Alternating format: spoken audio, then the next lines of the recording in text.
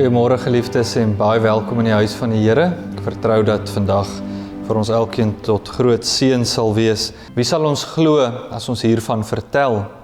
Wie sal die mag van die Here hierin kan raak sien? Die dienaar was soos 'n loot wat voor die Here uitspruit, soos 'n plant wat wortel skiet in droë grond. Hy was verag en deur die mense verstoot, 'n man van lyding wat pyn geken het. Geliefdes, genade, barmhartigheid en vrede vir julle van God die Vader en Christus Jesus, ons Verlosser. Amen. Liewe Here, dankie vir die goedheid en die seën in ons saamwees hier vanoggend. Here, en so besef ons wie ons is, soos ons in ons geloofsbelijdenis gesing het, mense wat twyfel. U gee die geloof. En Here, so besing ons wie U is, liewers as wie ons is. En die goedheid, die liefde, wat ons omarm en nader trek, en versorg, waar ons veilig is. Here, dankie dat ons in daardie opsig ook nou weet, dat U deur die Gees tot ons spreek. Dankie Here, dat U tot ons eie lewe, tot ons praat. Wat ons nodig het om vandag te hoor. Daarom raak ons stil. Ons bid Here dat ons sal hoor, luister. In Jesus naam bid ons dit. Amen. Geliefdes, ons skriflesing vanoggend kom uit die Evangelie volgens Lukas, Lukas 18 verse 31 tot 33, in my Bybel op bladsy 109 van die Nuwe Testament. Baie kort gedeelte. Opskrif daar is: Jesus kondig die 3de keer sy dood en opstanding aan. Jesus het die 12 op sy geneem en vir hulle gesê: kyk, ons gaan nou Jerusalem toe, en alles wat die profete oor die Seun van die Mens geskryf het, sal daar bewaarheid word. Hy sal uitgelewer word aan die heidene, hy sal bespot en beledig word, hulle sal op hom spoeg, hom gesel en hom daarna doodmaak. En op die 3de dag sal hy uit die dood opstaan. Maar van hierdie dinge het hulle niks begryp nie. Die woorde was vir hulle duister, en hulle het nie verstaan waaroor hy praat nie. Geliefdes, tot sover ons skriflesing vanoggend. Dis die woord van die Here. 'n Mens lewe nie net van brood nie, maar van elke woord wat uit die mond van God kom. Amen. Geliefdes in ons Here Jesus Christus, die lydingstyd waarin ons tans is, soos u goed weet, is 'n tyd van stilte, 'n tyd van stille nadenke, is 'n tyd van voorbereiding waar ons saam met die Here as het ware op hierdie lydingsweg ook stap, na Golgotha, maar ook verder, die Paasfees, die opstanding, die hoop. Nou ons pad wat ons stap in die lydingstyd, geliefdes, is nie net 'n geestelike reis nie, soos ons baie keer maar gewoonlik as ons die Bybel lees, vergeestelik ons aspekte daarin, en dit is niks fout daarmee nie, maar ek dink dit is ook baie belangrik dat ons sal raak sien, dit was ook 'n historiese reis gewees wat Jesus onderneem het. Dit is 'n pad wat werklik gestap is, werklike stofpaaie na 'n werklike stad, onder die werklike mag van Rome. En die woorde van die Here in ons evangelie volgens Lukas is opvallend as hy vir sy disippels sê, neem hulle een kant op sy, en hy sê, kyk, ons gaan op na Jerusalem toe. Nogals interessant, ek weet nie hoekom nie, die 83 vertaling behoort te sê, op na Jerusalem. Die Kanselbybel het dit uitgelaat, ek dink sekerlik is 'n later uitgawe van die 83 vertaling. Maar is eintlik baie belangrik daardie woordjie, ons gaan op na Jerusalem toe. Want so het dit in die Bybelse tyd gewerk, as jy op reis is, en die plek waarna jy gaan, het vir jou 'n verwagting, daar's 'n vooruitsig, in positiewe terme. dan het jy gesê, ek gaan op. Dit is nie 'n geval van jy kyk na die kaart, noord en suid, en die een is dan op, is noord, en suid is dan af nie. Trouwens, Jesus is, op daardie stadium, is hy noord van Jerusalem, so hy sou suid getrek het, so dit sou af wees. So mens kan nie so redeneer nie. Op is positief. En daarom eintlik die eerste vraagteken wat ons al reeds in die teks moet hê is, ons weet wat voor lê. Christus het geweet wat voor lê, die kruis, die lyding. Maar hy sê ons gaan op na Jerusalem toe. Met lyding, vervolging, met die negatiewe wat op jou wag, sou jy sekerlik sê, ons gaan af Jerusalem toe. Kyk, ons gaan op na Jerusalem toe en alles wat deur die profete geskryf is oor die seun van die mens sal vervul word. Geliefdes, Jerusalem was nie net sommer enige stad nie. Dit was die godsdienstige sentrum vir Israel gewees, met die tempel daar, wat voorstel, dis God se teenwoordigheid. Offers is daar gebring. Baie belangrik, hierdie Jerusalem. Dis hierdie stad waarna jy terdee sou opgaan in hoop en verwagting. Volk het geglo, God se teenwoordigheid is veral merkbaar in die tempel. So ons gaan op, want ons gaan na die Here toe as het ware. Maar dan aan die ander kant ook baie waar was dit, soos jy van 'n groot stad dit kan verwag, 'n bitter gevaarlike stad.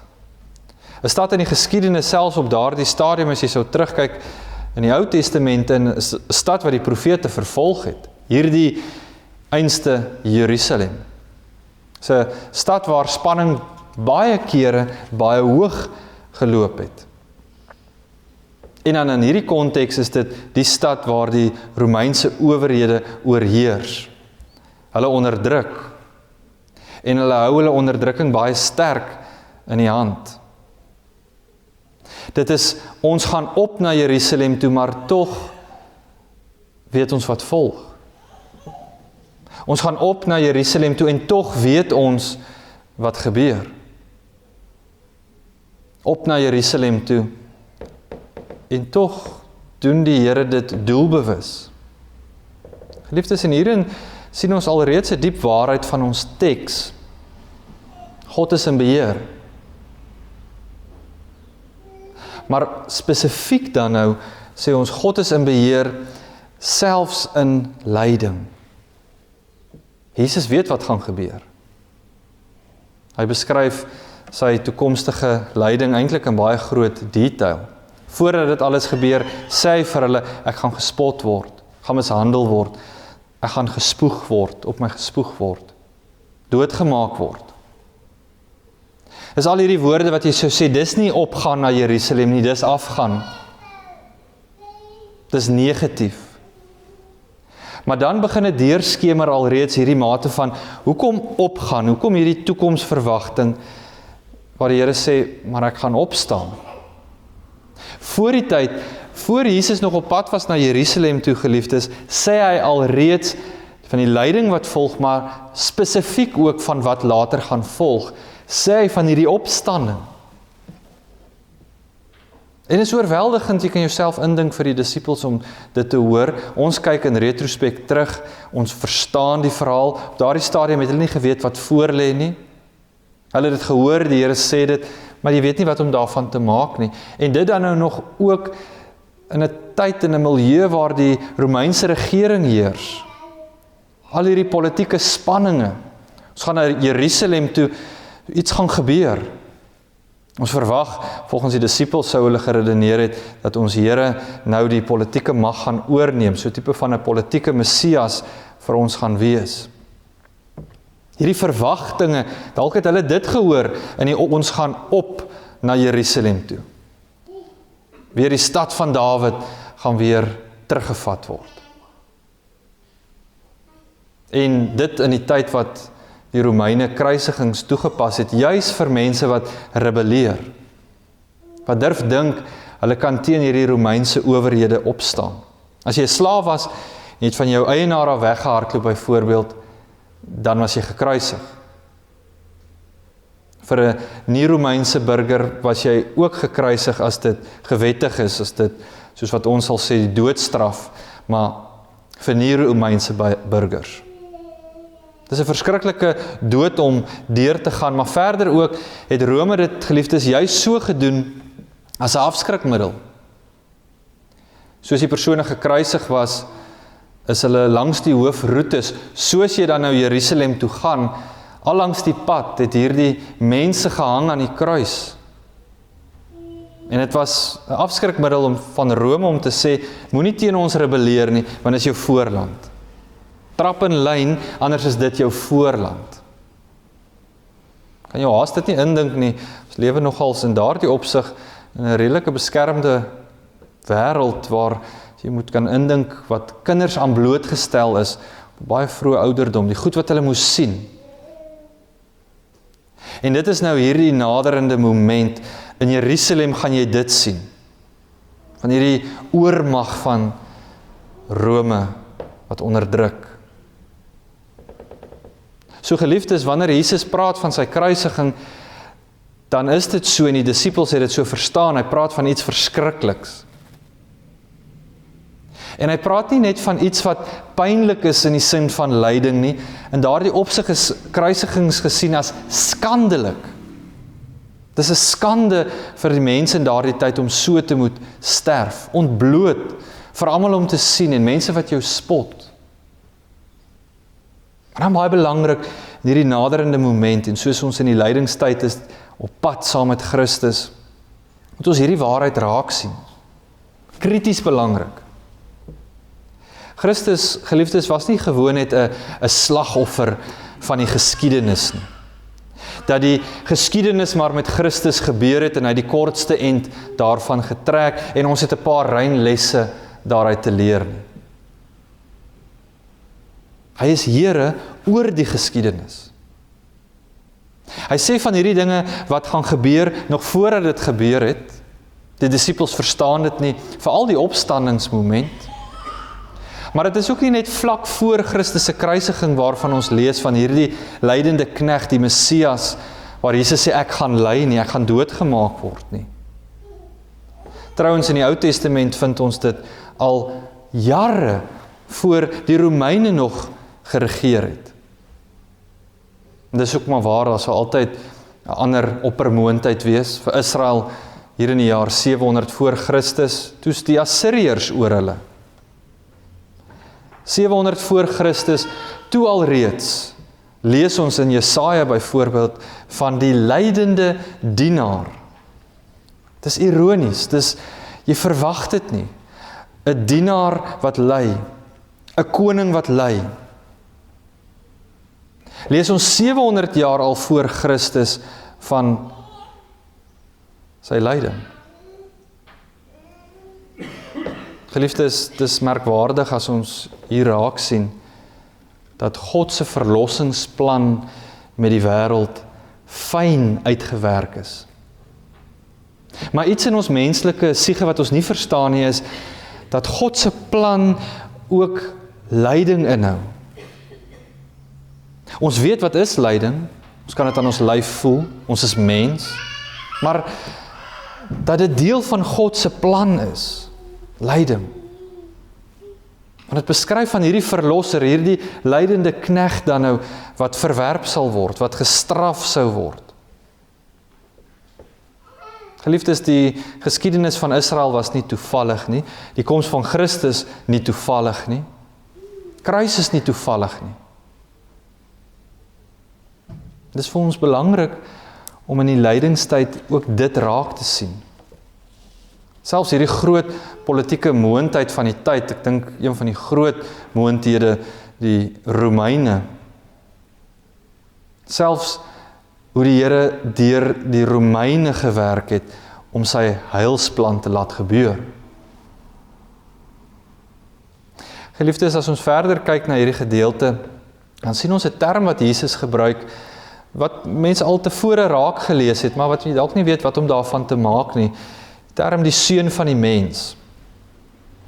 Jesus gebruik hierdie titel nogals baie as hy na homself verwys, en veral vanuit ander godsdienstige kringe is daar, kyk na die Christendom, baie verwarring daaroor. Wat beteken dit dan nou seun van die mens? Nou eerstens, en heel voor die hand liggend, mens. Christus was mens gewees. Sy twee nature, ja, ten volle God, maar ook ten volle mens. Nou, hoekom word dit genoem? Het staan daar, maar wat is die belangrikheid daarvan? Mens beteken in hierdie sin van lyding, het hy as mens gelei. Hy weet wat dit beteken om te ly. God is nie ver van menslike lyding nie, hy het dit self deurgegaan. Werklik mens. 'n mens soos ons is, wat maar honger word, wat maar moeg word, wat pyn ervaar, wat daardie lyding van Christus deurgegaan het, wat hopelik mens vrygestel word van. Het die Here as mens beleef. Maar dan nou die tweede gedeelte, baie belangrik, en hierdie titel van seun van die mens spesifiek, lees ons in Daniël 7, hierdie visioen, en weer eens belangrik, seun van die mens, wat in Daniël al geskryf is, jare voor die kruis self. Praat van een soos die seun van die mens, lees mens in Daniël 7, gaan doen dit gerus op jou eie tyd.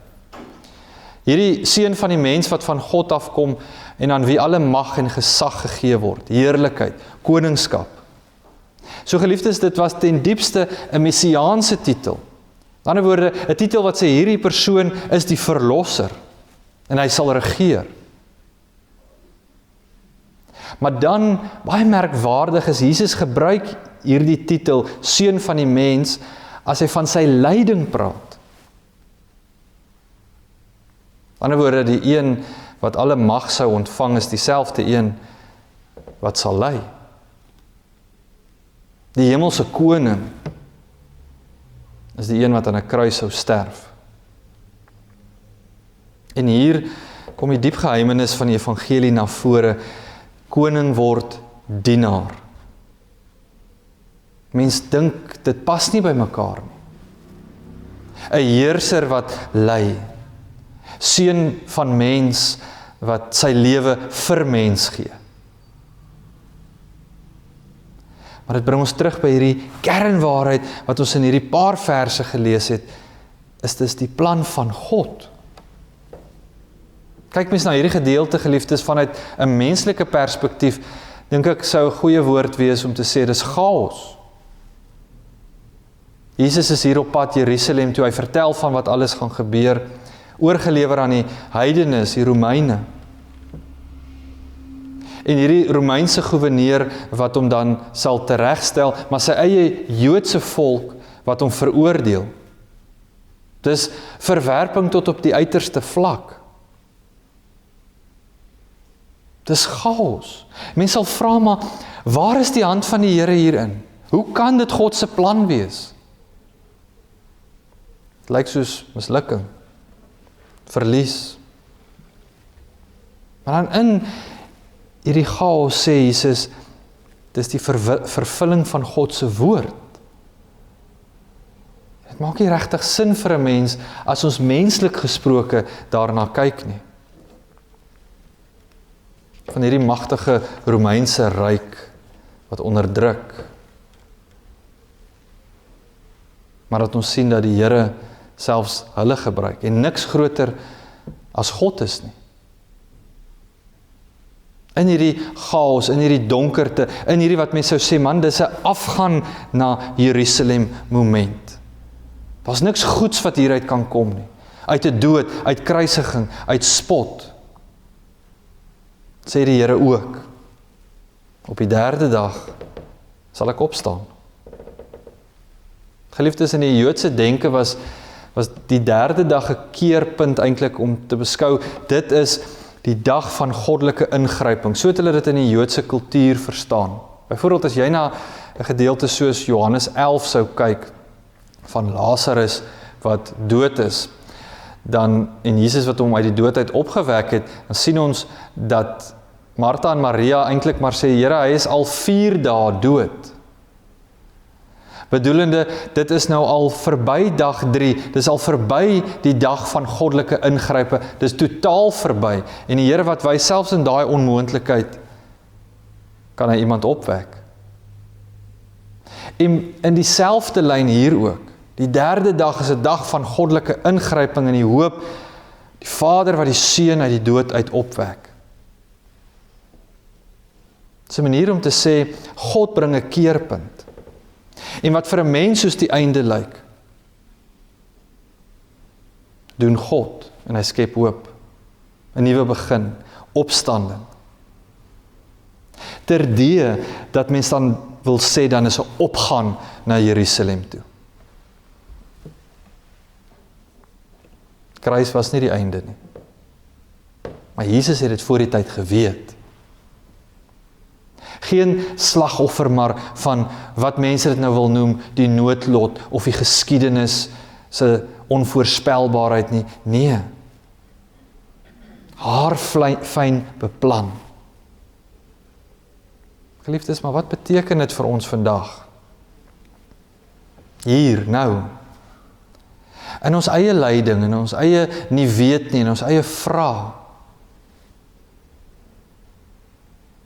Ek dink 'n goeie herinnering is hierdie teks vir ons, in die sin van, dat ons weer sal sien, ons lewens is nie buite God se beheer nie. Selfs daar waar jy dalk onseker voel, waar die wêreld vir jou te vinnig verander, en dit beskryf word in die terme chaos, onvoorspelbaarheid. Selfs wanneer ons nie dit verstaan nie, en ook lyding. Sê hierdie teks, ietsie waaroor ons te vinnig lees. God bly steeds in beheer, al dink jy nie so nie, al lyk dit nie vir jou so nie, dis evangelie woord, God bly in beheer. Nooi die teks ons uitgeliefdes om opnuut op die Here te vertrou. Soos Christus sy lydingspad gestap het, in volle vertroue. Hy het geweet wat voor lê, maar was die wil van die Here. En hy het geweet, my Vader se plan is goed.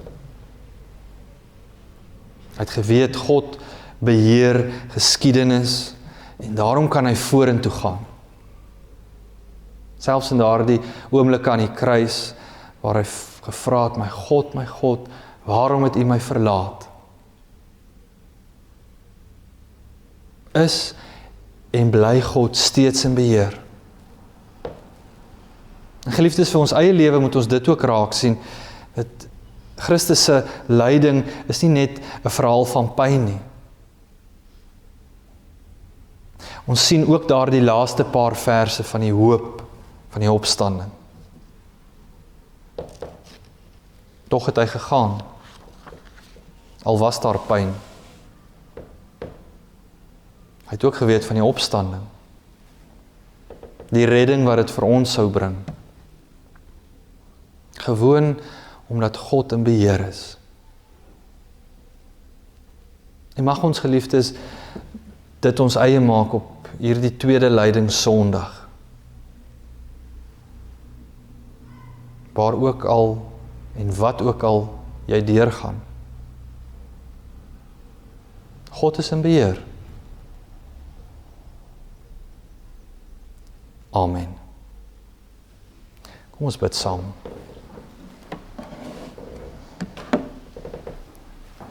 Liewe Here, ons raak stil voor U in hierdie eenvoudige herinnering uit U woord. U is in beheer. Here, waar ons beplan en wik en weeg,